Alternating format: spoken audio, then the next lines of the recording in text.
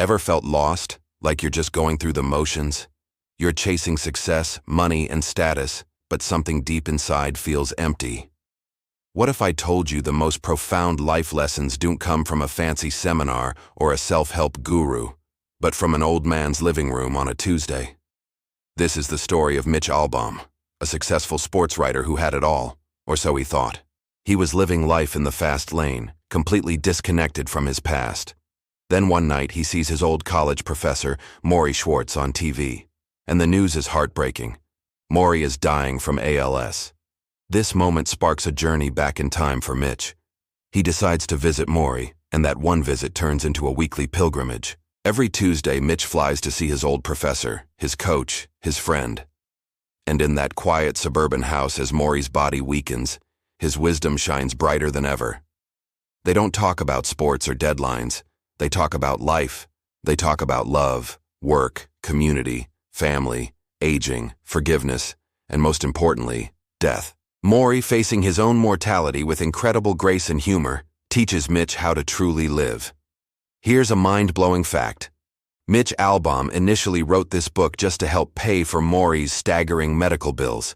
He never expected it to become a global phenomenon. It was an act of love, a final project between a student and his teacher, and that authentic, heartfelt purpose is what makes every word resonate so deeply. Morrie shares so many gems. He says, "Once you learn how to die, you learn how to live." Think about that. When you accept that your time is limited, suddenly all the trivial things you worry about just melt away. Your priorities become crystal clear. You stop sweating the small stuff and start focusing on what truly matters. The people you love, the connections you make, the joy you find in simple moments. Another surprising thing. Morrie held his own living funeral. Instead of waiting until he was gone for people to say nice things about him, he invited friends and family to share their love and stories while he was still there to hear them. He wanted to soak in all that love, not miss it. It's a radical idea, right? But it's all about appreciating people while they're with us. Tuesdays with Morrie isn't a sad book about dying. It's an uplifting, powerful, and often funny book about living. It's a conversation we all need to have but are too afraid to start. Morrie teaches us that vulnerability is a strength, that emotions are not to be hidden, and that love is the only rational act. He says, "Love is how you stay alive, even after you are gone." As the weeks go by, Mitch transforms. The cynical, work-obsessed journalist begins to soften.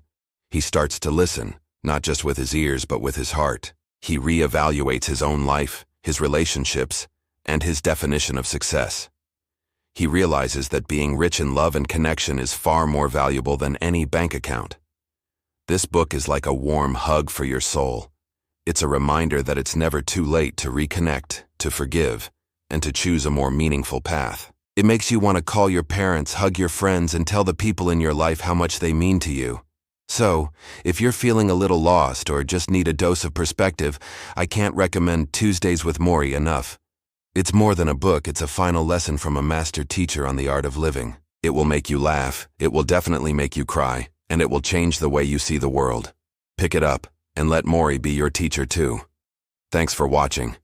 If this resonated with you, hit that like button and subscribe for more deep dives into books that can change your life. See you next time.